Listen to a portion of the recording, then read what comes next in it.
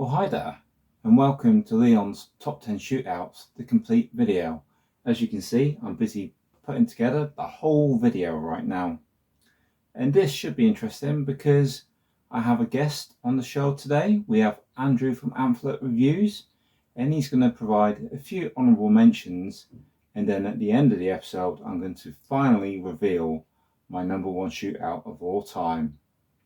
Thank you for watching, and I'll see you on the other side.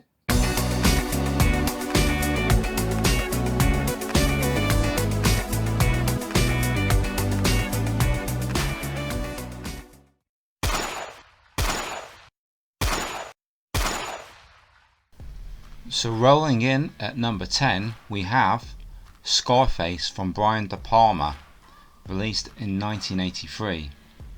This one stars Al Pacino, Michelle Pfeiffer and Stephen Bauer, and also the lovely Mary Elizabeth Mastrantonio. The shootout in question is the one in a mansion at the end of the film when Tony Montana loses his sister Gina. She gets shot down in a very violent scene and he loses it and goes completely and utterly mental. This scene is just so visceral.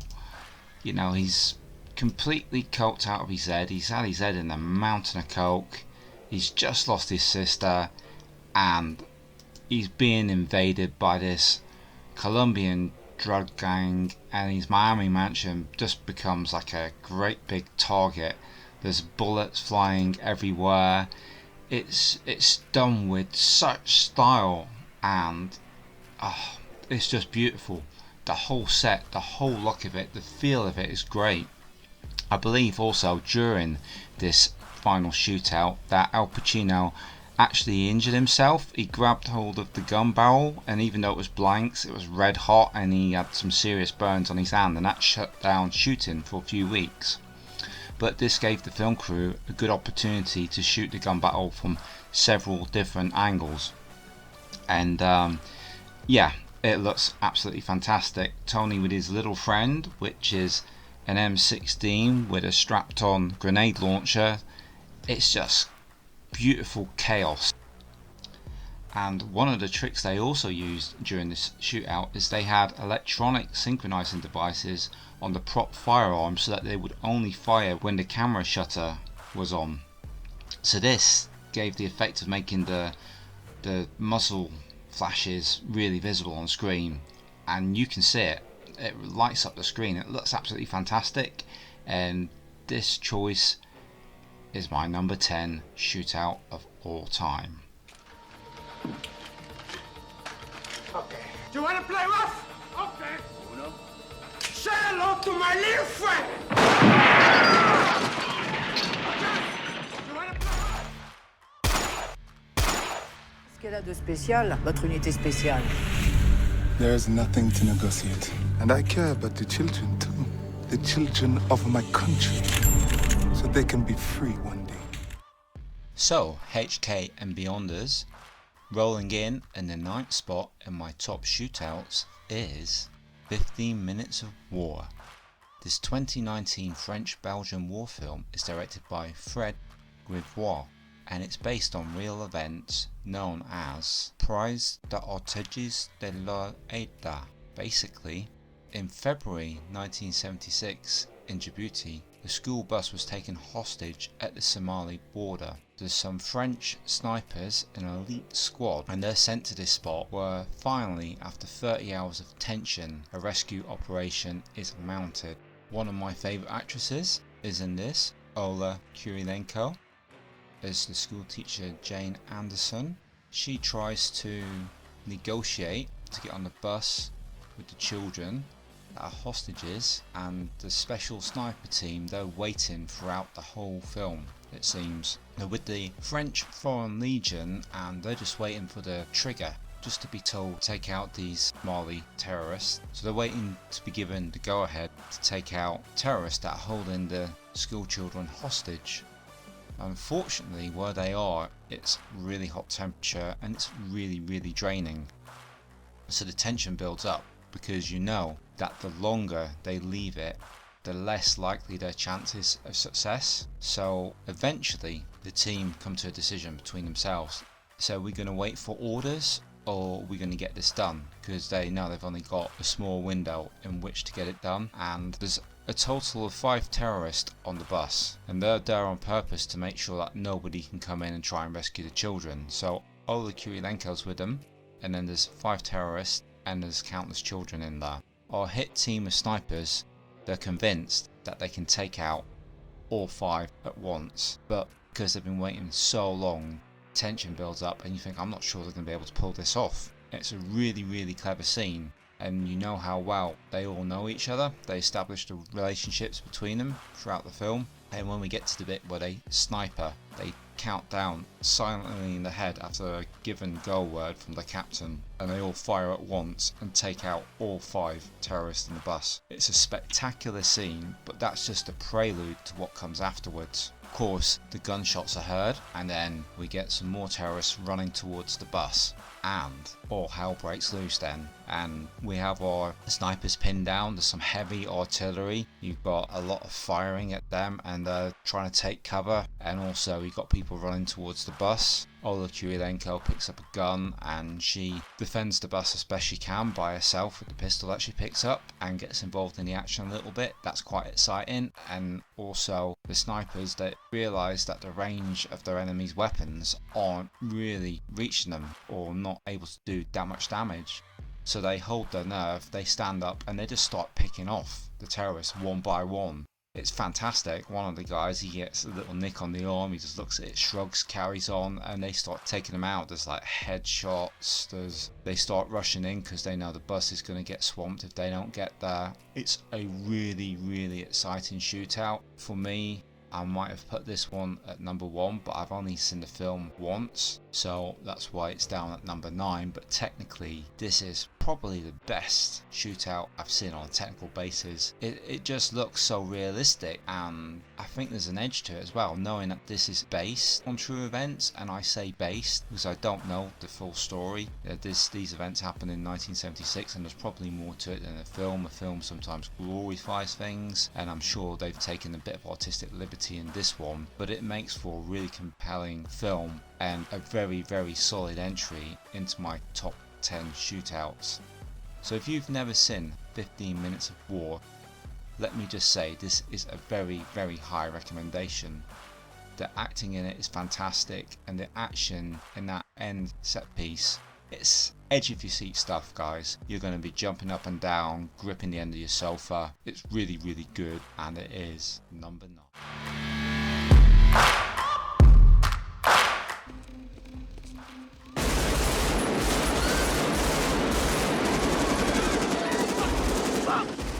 Coming in at number 8, we have the second entry with Al Pacino, and the film is Heat, directed by Michael Mann. Heat was a 1995 film, and the gunfight in question in this film is the one after the robbery. This is a typical cops and robbers films, and opposite Al Pacino we have Robert De Niro, and with him Val Kilmer. We also have Tom Sizemore working with them. There's a great cast in this film.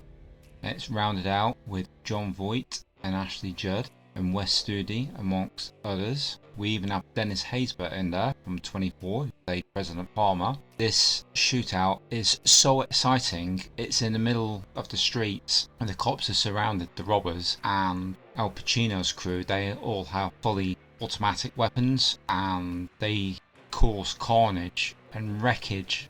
Unbelievable the way they shoot up all the vehicles, innocent bystanders in the way, whereas the police on the other hand trying to take more care. They're using semi-automatic weapons, and this was a choice by the director Michael Mann to make it look like the police were taking more care and concerned with what they were doing, whereas the robbers were just concerned with their own safety. What I particularly like about this scene is all the over-the-shoulder camera angles that we get as they're moving down the streets, and you're looking over their shoulder as they're firing the guns. Really puts you there. in the seat of the action. And also another clever thing that Michael Mann did was he had microphones all around the set. He didn't dub in the gunshots after the filming. He had all these microphones placed around to pick up the actual gunfire of the fake guns, and it just sounds that much more real than any gunfight up until that point in movies. And I think it makes one hell of a difference because it feels like it's actually happening. It creates such a good tension in the movie. You don't know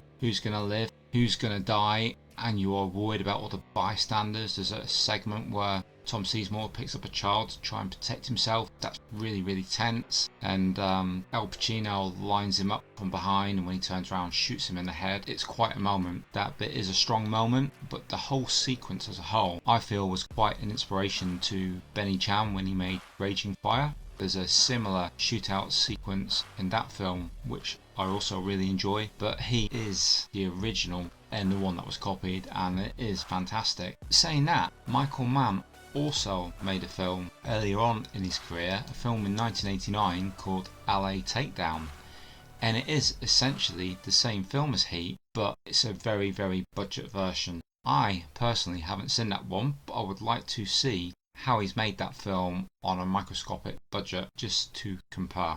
One interesting fact as well is that Val Kilmer apparently was really pleased to find out that there's a moment within the gun battle where he runs out of bullets, and whilst he's changing his magazine, this is done quite professionally, and it's regularly shown to Marine recruits as an example of how to perform the action properly. So there you go, folks. This was done really, really well. I mean, it's been used, to train up Marines, and what higher praise can you say than that?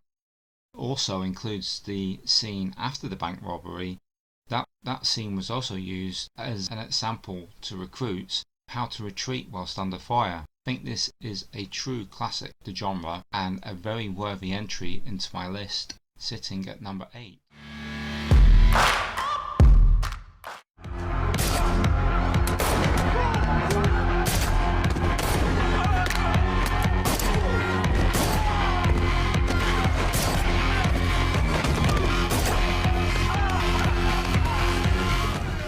Before we get into the episode, I'd just like to give a shout out to my friend Jason at Martial Art Theatre 3000.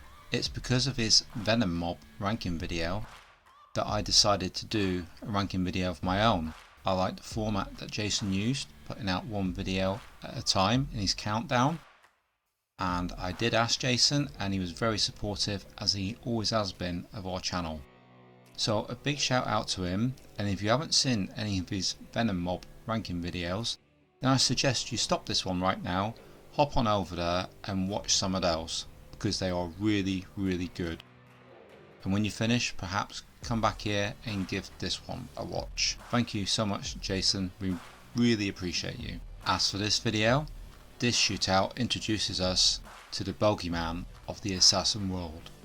That's right, folks, we're talking about John Wick, starring Keanu Reeves. This film, which was produced by 8711, now 87 North, was something of a revelation when it came out. To me, I thought I'd seen gunplay done in every possible method. But this film, directed by Chad Stahelski, was a breath of fresh air. And Keanu Reeves, he underwent some severe training for this film. He had 4 months of martial arts and gun training, 8 hours a day. He really, really committed to it. The scene that I have picked is the scene in the Red Circle nightclub. Wow, that scene just blew me away. You might think, well, there's other shootouts in John Wick, 2 and 3 that have been better than that. But for me, the impact of this scene in this first film, which was really the showcase for this first film, was just incredible. Keanu looked fantastic, even though at the time I believe he was really ill with a flu, and according to the director Chad, he didn't rest at all. He didn't even sit down between takes, he just wanted to get on with it.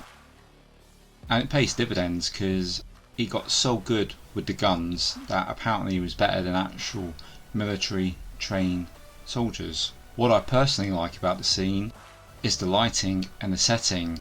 In a nightclub, it's such an unusual place to stage a gunfight, and it seems like a bit of a deviant place, because we have people in pool together and there's all sorts going on in there. So again, that adds a slightly different flavour to it, and it builds. It starts off slow with a bit of martial arts, a bit of stabbing, a bit of quiet assassination, and then as soon as we get into the gunplay, Keanu's doing his thing. He's reloading super quick like he was trained to do and picked up so proficiently. And the close quarters combat, even with the guns, is fantastic. So we're getting a bit of gun fu in there. If anybody's ever seen Equilibrium with Christian Bale, that sort of thing, not quite as pronounced as that, scaled back, and it looks so much better in this film. The up close with the gun, it's brutal. Little things like shooting somebody with a foot sticking out so you can then shoot them as they drop forward in pain. There's so much thought and so much imagination injected into this scene, and it really gives us an idea of who John Wick is, just what a badass he is, just what he's capable of. I find this is without a doubt an essential film to go in anybody's top shootout or even top action movie list. This is Keanu Reeves in his finest role for me. I mean, I love The Matrix, and apparently Chad Stahelski doubled for Keanu Reeves in The Matrix, so maybe they built up a bit of a relationship there. This shootout is an easy pick for my number 7.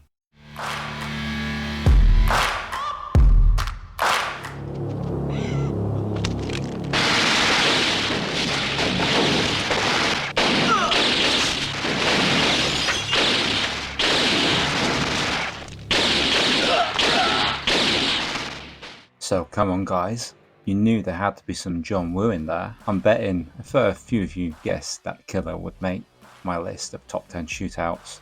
In a surprise for you though, I have selected the scene from the beach house and not the one from the church at the end of the movie. This scene, to me, I really like so much more. It seems quite pivotal to the story within the film. You have Chow Yun-fat playing Jeff in there, and he's at the beach house with Jenny, played by Sally Ya, and Danny Lee turns up to arrest him.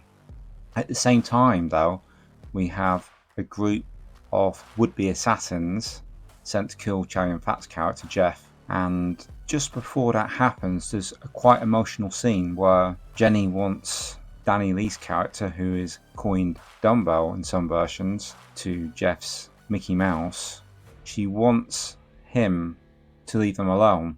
She wants to be left alone with Jeff, and he can see how worked up she's getting when she's like holding a gun where she thinks he is, because in the film she's going blind due to a gunshot that goes off near her face when Chow Yun-fat does a hit at the beginning of the film, and she thinks it's getting dark even though it's sunny outside, so she can't really see where Danny Lee is, but she wants him to leave them alone. And she's pointing the gun where he is, and he moves himself out the way, and not long afterwards she pulls the trigger and she's immediately upset, declaring that she didn't mean it, and Jeff comforts her. And Danny Lee's character, the cop in this, he's looking kind of shocked, and he's looking at Jeff in a different light. Even though what's happened has happened, she's got such an attachment to him, and he realizes that there must be more to this man than he thinks. He can't just be a simple cold killer. And it resonates with him so much that when the killers come up behind Danny Lee, the hit squad as it were, Chow Yun-fat pulls a gun to shoot the one that's coming up behind Danny Lee, and Danny Lee does shoot him, but he only shoots him in the arm. He's not 100% committed, even though he blames Chow Yun-fat's character for the death of his partner. And Chow Yun-fat draws a second gun, takes the guy down, then all hell ensues. And during this shootout, you really feel the two bond as they work together. In fact, Chow Yun-fat remarks on some similarities they have, how neither of them will shoot somebody in the back. Going for the staging of this, the house, the walls are white. The men coming in to commit the killing or the assassination, they're all dressed in white. They're just jumping out of cars, rolling on the ground, running in, all dressed in white. Chow Yun-fat's dressed in white, and then you've got the one main assassin who's dressed in black, and he's played by Ricky Yai, and he has a grenade launcher with him. This scene's so exciting. The killers, the assassination squad, the hit squad, they're like shot to pieces, and we have blood everywhere. We have blood on white suits, blood across white walls. There's so many gunshots in this, and the guns, I believe, in this film, or at least I've read from some sources, were actually real guns and had to be sourced outside of Hong Kong. Obviously we had fake ammunition, blanks, but apparently there was 20,000 rounds ammunition which were fired in this scene alone. Now that might seem quite a lot. Bear in mind the final shootout at the church had 40,000 rounds used. That being said, this is the scene that I still really adore. The pacing of it, the lighting, the set, the storytelling within the scene. This was the one that always stood out to me. No matter how many times I watched The Killer, it was always the beach house shootout that blew me away. I would rewatch that scene. I'd rewind my VHS copy and just watch it because I thought it was just a masterpiece by John Woo, and the execution from Chow Yun-fat and Danny Lee is absolutely fantastic, and Sally Ye's on point too. I really love this scene.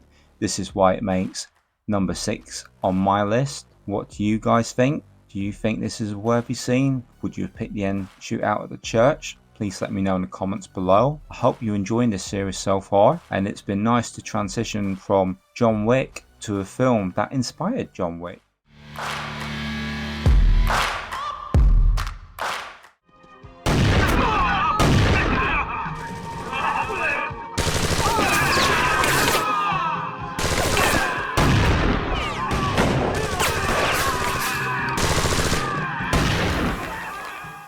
Better Tomorrow 2 was released in December of 1987. This sequel to the original A Better Tomorrow was written and directed by John Woo, and again produced by Choi Hark.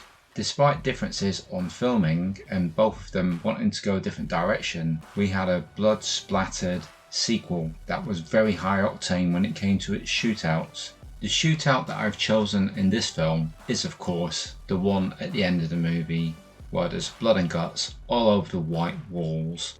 It's heroic bloodshed at its finest.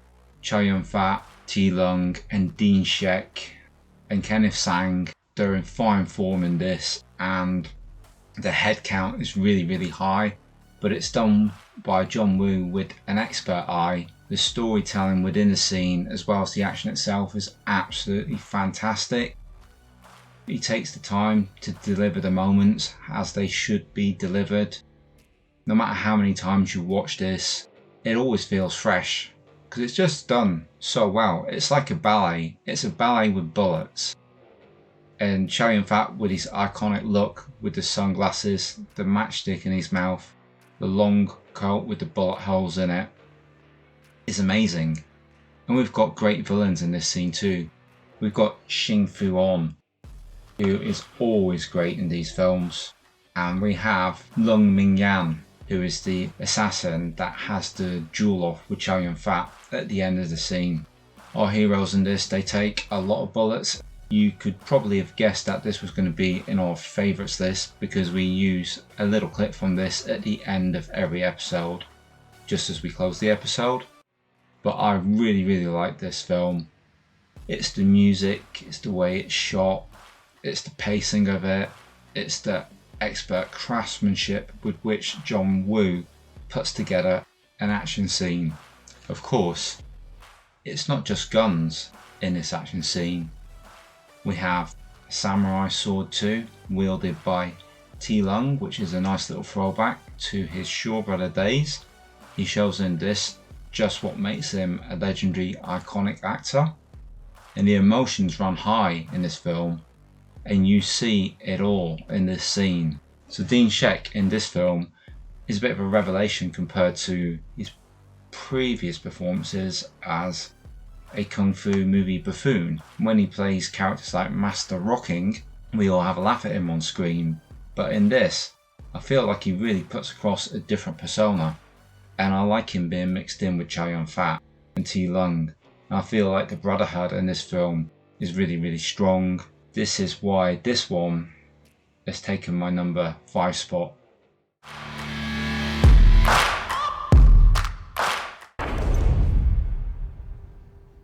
Holy shit!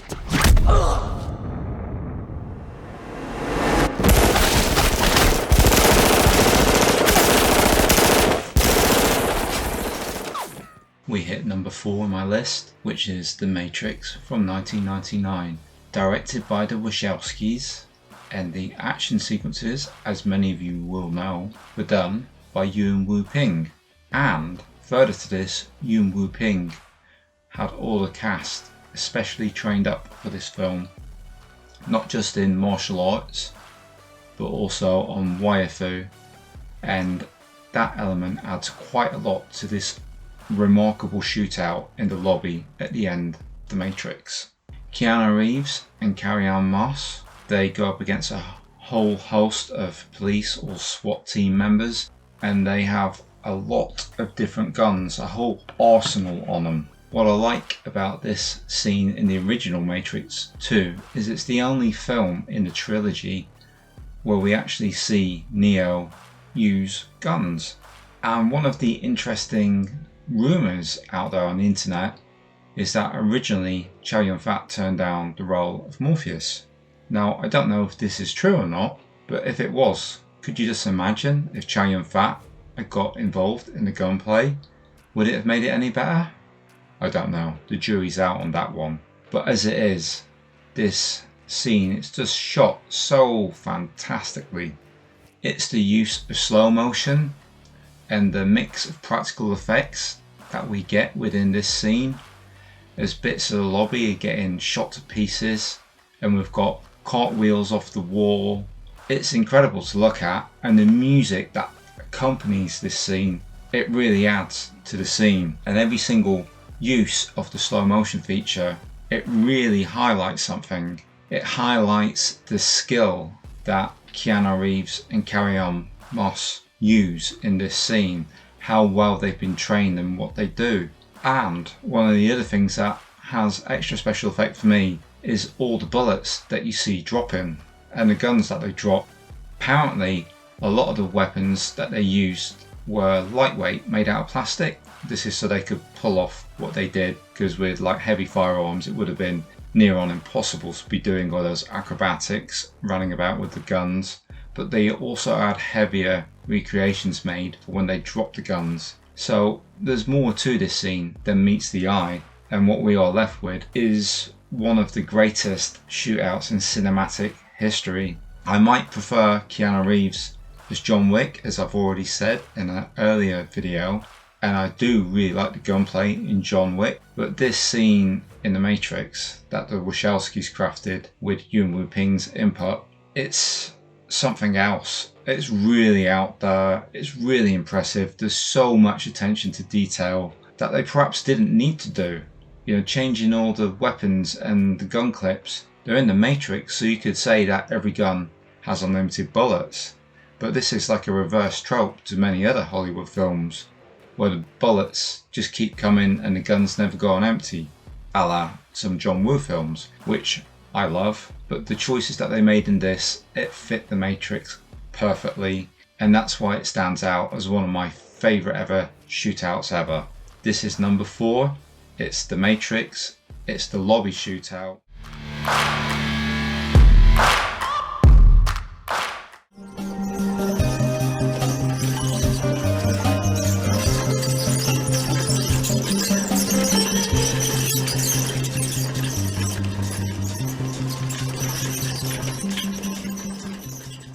We have a change of pace at number 3 with The Mission from Johnny To. This film stars Anthony Wong, Francis Ng, Jackie Liu, Roy Chung, Lam Suet and Simon Yam, and it also has Eddie Ko as a boss in there. The scene that I have chosen from this film, and this may be controversial, is the mall shootout. Now I know you're going to say, that's not really a big shootout, Leon. How can you put this so high up your list? But what I like about this one is the complete change of setting, of feel. There's a completely different ambience to it. Most shootouts are full of movement and erratic, and there's always people running about, dashing about, diving through the air. In contrast, this rather stylish scene, crafted so well from Johnny To, has a largely static group that are in a bit of a standoff.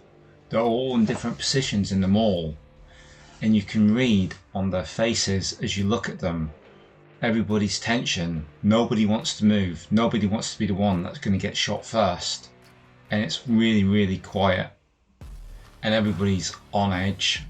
And there's a cleaner goes by with a cart, and everybody thinks the same thing: is he an enemy or is he not an enemy? And as it turns out, yes, he is.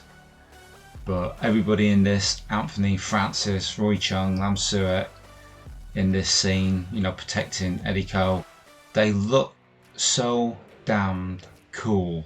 And the music chosen for this scene, it is so fantastic.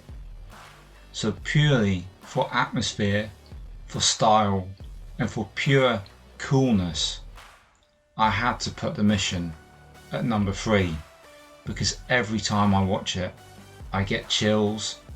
It's such a simple scene, but it's so perfect in its simplicity. I think this is really masterful and shows what a skilled director Johnny To is, and what good performers Anthony Francis, Jackie Roy and Lam Suet are. It really, really draws you into the situation, and although I know there will be many of you that disagree with this, that's fine, it's only my list.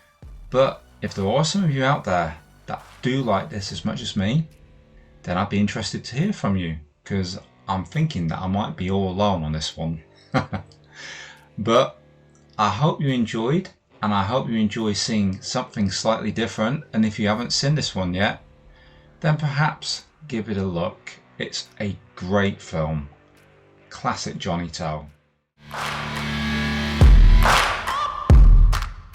Now here we are with number 2, Gangs of London from 2020. Now the scene in question is from episode 5, and it's a shootout set at a farmhouse. As many of you will know out there, this show, Gangs of London, was created by Gareth Evans and Matt Flannery. Gareth Evans, of course, very well known to the Asian film community for The Raid and The Raid 2, as well as Mountain Tower Warrior. You might think that you're not going to get quite the same level of action in a TV series as you do in a film, but oh my god, does this shootout prove that to be wrong. It was a complete surprise to me when we first watched it. I was enjoying the show, and then we get to the farmhouse and all hell breaks loose. The scene in question has this like gypsy or this Welsh traveller, and he's trying to get back to his son because there's a hit squad out to kill him because he's responsible for the murder of one of the gang's leaders. So when he races back to this farmhouse, which is like a sanctuary, if you like, for orphan youths where his son's at, they prepare as this Danish hit squad comes to the farmhouse. Wow, it's insane. I mean, the influences in this scene are very obvious. You have some Hong Kong influences a la John Woo and Ringo Lam, which you can see on the screen, and there's also a very Sam Peckinpah feel to the manicness of the shootout, and it plays out fantastically. Jude Poyer was part of the team that set up this scene. He did a lot of stunts coordinating for this TV show, and it's like he's got all the toys out the box for this. They had a specially built farmhouse for this scene, and they made things fit around all the action that they wanted to do in the scene, like building a bigger fireplace so they could somebody drop through it and set on fire. They had another set that was basically the attic, because they have soldiers on top of the roof, or hitmen on top of the roof, and they blow that up at some point, so they drop through. It's so visceral, it's so well paced, I would say to anybody that this shootout is as good as I've seen in any film. It's really, really cracking. If you haven't seen Gangs of London yet, I would recommend it highly. Season 1 is absolutely incredible. If you really don't want to watch it, then I would say watch this episode 5. It's like a standalone episode and it's spectacular. This shootout, absolutely amazing, really blew me away. I still can't believe it every time I watch it. So, you know, kudos to Gareth Evans, Jude Poyer and the rest of the team.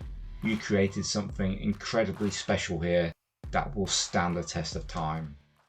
So, now it's time for me to pass over the reins to Andrew from Amphlett Reviews. Thank you, Andrew. Much appreciated. Thank you, Leon. Much appreciated. And welcome to my honourable mentions inspired by Hong Kong Blues' shootout favourite moments. Leon's got a fantastic cracking list so far. I'm really excited to see what is number 1 on his list. But here are some honourable mentions from my list. And here are some honourable mentions that didn't make Leon's list but would make my list, starting with John Woo's Bullet in the Head.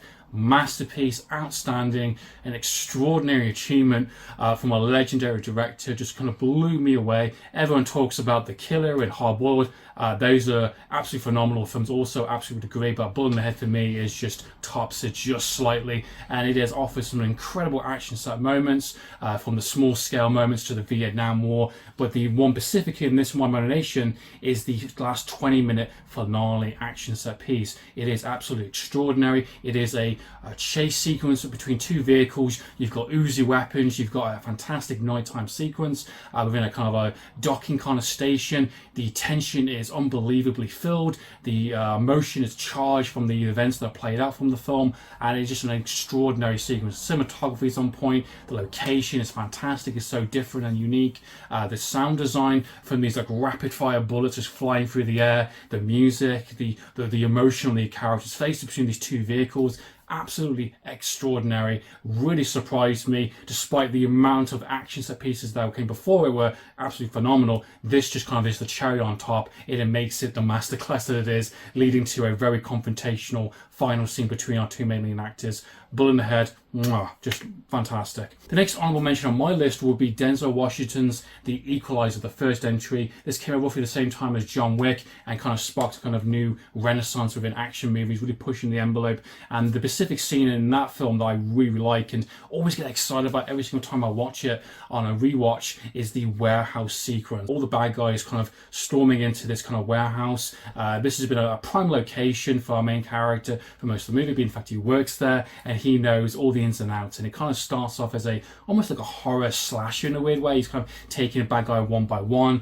He kind of knows the ins and outs. They've got great scoring, got great cinematography, you've got flashlights, you've got all these kind of heavy, bulked up kind of, assault that's trying to take down this one guy, this one invincible guy. And he plays it so different compared to most films.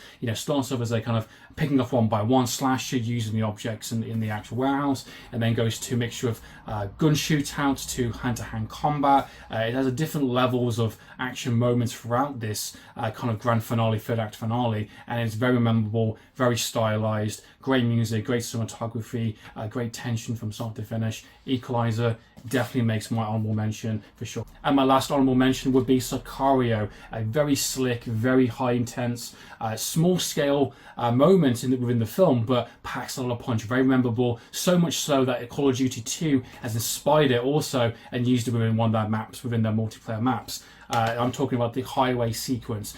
You've got high traffic, you've got the scorching heat of Mexico, trying to get across the border, you've got the transporting a kind of witness from one end to the other, and you've got this tactical team, all-star cast in a vehicle. They know something's up, they know there's some vehicles that kind of don't look quite right. There's definitely going to be an invading force very quickly, so they preempt their kind of invasion attack and step out of the vehicle one by one, and they start to kind of move to car and kind of take down the bad guys before they take down. Very intense, very small scale action piece, but just masterfully done within the cinematography, within the intention. Emily Blunt just gives a really fantastic performance. It's just like, what is going on? You know, this is elevated depth where you've got the pros going out there actually taking out the bad guys one by one. Just the way the score is, the way it's shot, the way all the characters' reactions are going for. Very procedural, very kind of surgical in how this kind of team operates. A nice simple scene that really works really well, really memorable, and makes it one of the most highlights of the actual film. So there were a few of my honourable mentions. Thank you, Leon and Hong Kong Blues, for inviting me on the channel. And let's see what Leon's number one favourite shootout moment is. Welcome back for the finale. It's Leon's top shootouts ever, and we've finally reached number one, haven't we, Darla? What's number one, you ask? Is it going to be worthy? Of course it's worthy. It's Hard Boiled from 1992, the John Woo, Chow Yun-fat, Tony Leung extravaganza extraordinaire.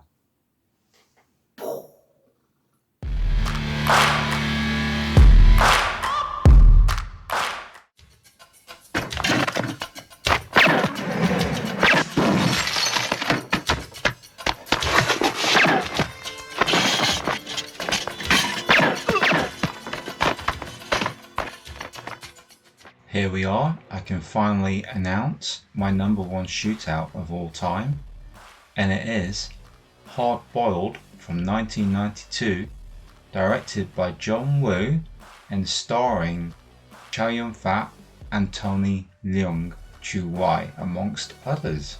The scene I have picked from this masterpiece is the hospital shootout at the end of the movie. I bet more than a few of you guessed that this would be my number one shootout. Not only do we have Chow Yun-fat and Tony Leung, but we got the amazing Anthony Wong in there. As anybody who follows our channel will know, I'm a massive fan of Anthony Wong's. And we also have former Venom Philip Kwok, or Kwok Choi, and he plays Mad Dog, and it is so packed with action, this scene, and it's so stylishly done. What sets it apart from other John Woo films is that this time round he's not glamorizing gangsters, which he had previously had a lot of criticism for in his other films. This time he makes the heroes front and center the police. Apparently in this film there is a body count of 307. I haven't counted them, so I can't confirm this, but that is what has been registered on the internet, and I imagine a large part of that body count is probably from the hospital shootout. Because the shooting schedule was so tight, the crew only had one chance to perform the continuous take during the gun battle in the hospital. This is where we're going down the corridor. Apparently because it was running out of budget and it didn't go quite right, they had to splice two shots together, or at least John Woo did, and I think it's fabulous. That whole scene is just absolutely amazing.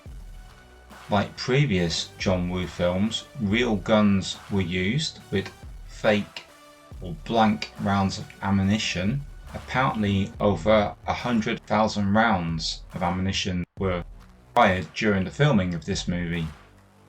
That seems an awful lot, but then who knows how many takes they had to do, and there is, you know, a typical amount of John Woo action in this. It's tremendous, and for a movie that budget was only 4 million, it's absolutely incredible what they pack in there. The actual hospital scene itself took 40 days to shoot, and the actual hallway shot in the hospital scene was put in to break up the monotony of filming. Apparently it was set up in approximately a day and a half, and the crew had to sit in one little room and watch the action via a series of monitors which were set up strategically along the hallway. Steadicams were proving to be a little bit heavy, so John Woo had some cameramen use handheld cameras, and as I just said before, he wanted to do it all in one take, but unfortunately he had to splice the two together. During the hallway shootout between Tony Leung's character and Philip Kwok's character Mad Dog, Tony Leung was actually injured quite seriously. He got a cut in the eye by a shard of glass. It happens when the two of them are shooting at each other from opposite sides of glass windows, and if you pay very close attention to this, you'll see Tony suddenly covering his face with his arm. This is indicating when he got hit by the glass. But John was good to him. He gave him a day off to get medical attention, and then Tony returned to the set to finish filming without any further problems. For those of you that are fans of video games, there was actually a sequel to this in video game format called Stranglehold. That game's a lot of fun. I can remember playing that back in the day. How many of you guys have played that one? Another trick that was used in the hospital scene, because they had to film all day long, was the windows were covered with blast shields to give the appearance of nighttime, which allowed the film crew to film continuously. So this classic scene lasts for almost 20 minutes long, but it almost feels like 5 minutes because it's absolutely paced fantastically. There's a lot of charisma in there, and there's a lot of drama within the scene as well. There's some acting, some really good acting. There's a moment where Tony Leung shoots somebody and it's a cop, and he realizes in the midst of all the mayhem he's done something that's irreversible, and he has to hold it together because Chow Yun-fat's character Tequila still needs him. They still have a job to do, but it's really well played out, and you can see the emotion on Tony Leung's face, and to be able to act that in the midst of all that crazy action, that's no mean feat. I mean, that's truly incredible. So actors, director, everybody, cast and crew came together to make this masterpiece of a film, and this is an absolute masterpiece of a shootout. For me, this is my number one. I hope you've enjoyed these videos, and hopefully very soon I should get up the complete countdown video where we will put together all of the videos so far, and we'll have some honourable mentions put in there too. This has been a lot of fun. I hope you guys have enjoyed it, and hopefully I should come up with some other list in the future. If you have any ideas or any requests, or just like to comment, please put a comment below. And if you enjoyed this video, I'd be very grateful to you if you gave us a thumbs up. If you hit that little like button, that really does help the channel out. And if you haven't yet, perhaps consider subscribing to our channel so you don't miss any of our awesome content. Thank you for watching. This is Leon, this is HKB, and I will catch you on the next one.